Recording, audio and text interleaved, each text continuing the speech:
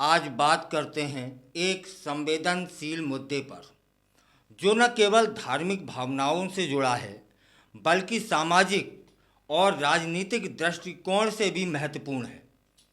हाल ही में राजस्थान के अजमेर में सूफी संत ख्वाजा मोइनुद्दीन चिश्ती की दरगाह को भगवान श्री संकट मोचन महादेव मंदिर घोषित करने की मांग करने वाली एक याचिका कोर्ट में दायर की गई है।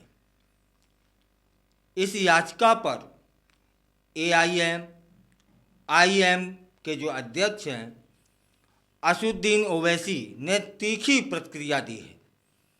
ओवैसी ने इस मुद्दे पर अल्पसंख्यक मामलों के मंत्री किरेन रिजिजू से सवाल किया कि मंत्रालय का क्या रुख है।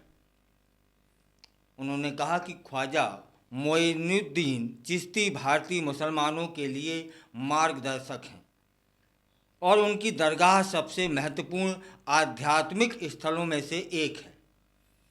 इस याचिका के दायर होने के बाद ओवैसी ने सोशल मीडिया पर अपनी चिंता भी व्यक्त की। कहते हैं कि अजमेर में ख्वाजा मोइनुद्दीन चिश्ती की दरगाह के खिलाफ अब मुकदमा चल रहा है। तब फिर जानते हैं इसको विस्तार से।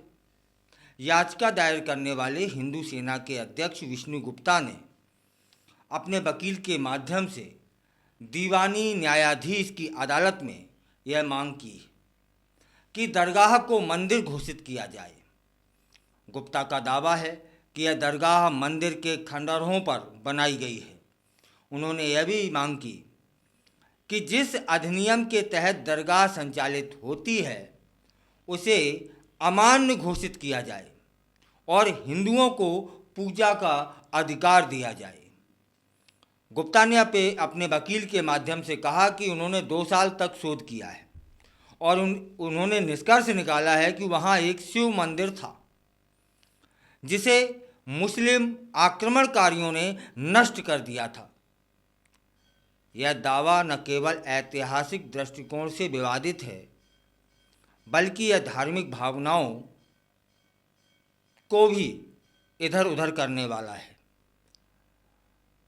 इस मामले में सुनवाई करने से इनकार करते हुए अदालत ने क्या कहा वह भी जान लेते हैं। अदालत कहती है यह उनके अधिकार क्षेत्र से बाहर है। यह इस स्थिति में ओवैसी ने सरकार से स्पष्टता मांगी है, यह पूछते हुए कि क्या वे मौजूदा कानूनों का समर्थन करेंगे या नहीं। 1955 के दरगाह अधिनियम और 1951 के पूजा स्थल अधिनियम का समर्थन करने का सवाल भी उठाया जो अल्पसंख्यकों के अधिकारों की रक्षा करते हैं। अजमेर शरीफ दरगाह भारत में एक महत्वपूर्ण सूफी तीर्थ स्थल है जहां हर साल लाखों श्रद्धालु जाते हैं। ख्वाजा मोइनुद्दीन चिश्ती की दरगाह को मुस्लिम समुदाय में विशेष स्थान प्राप्त है और इसे प्रेम, भाईचारे और मानवता का प्रतीक माना जाता है। ऐसे में इस तरह की याचिकाएं एक विवाद भी खड़ा कर सकती हैं। धार्मिक स्थलों की पवित्रता प्रभावित ना हो यह भी हम सभी को देखना होगा। यह मामला न केवल धार्मिक भावनाओं से जुड़ा है बल्कि यह सामाजिक और राजनीतिक दृष्टिकोण से भी महत्वपूर्ण है। कई इतिहासकारों का मानना रहा है कि ऐसे दावे अक्सर राजनीतिक लाभ के लिए किए जाते हैं जिससे धार्मिक भावनाओं को भड़काने का प्रयास भी होता है। इससे पहले भी कई धार्मिक स्थलों को लेकर इसी तरह के विवाद उठ चुके हैं, जैसे आप सभी जानते ही होंगे। फिलहाल ओवैसी ने इस मामले में जो सवाल उठाए हैं वे भी महत्वपूर्ण हैं क्योंकि वे अल्पसंख्यक समुदाय की चिंताओं को उजागर करते हैं। उन्होंने पूछा कि क्या सरकार उन कानूनों का समर्थन करेगी जो अल्पसंख्यकों के अधिकारों की रक्षा करते हैं। यह सवाल इस बात पर भी प्रकाश डालता है कि मौजूदा राजनीतिक परिदृश्य में अल्पसंख्यकों की सुरक्षा कैसे सुनिश्चित की जा सकती है। खैर, राजनीतिक दलों के बीच इस मुद्दे पर तीखी बहस हो रही है। कुछ दल इसे धार्मिक पहचान और सांस्कृतिक विरासत से जोड़कर देख रहे हैं, जबकि अन्य इसे राजनीतिक अवसरवादिता मानते हैं। इस विवाद ने एक बार फिर से उन मुद्दों को सामने ला दिया है जो भारतीय समाज में गहरे ध्रुवीकरण का कारण भी बन जाते हैं। अगली सुनवाई 10 अक्टूबर को होने वाली है, जिसमें यह देखा जाएगा कि अदालत इस संवेदनशील मुद्दे पर क्या निर्णय लेती है। सभी की नज़रें अब इसकी सुनवाई पर टिकी होंगी, क्योंकि इससे न केवल अजमेर शरीफ दरगाह बल्कि पूरे देश में धार्मिक स्थलों की स्थिति पर प्रभाव पड़ सकता है।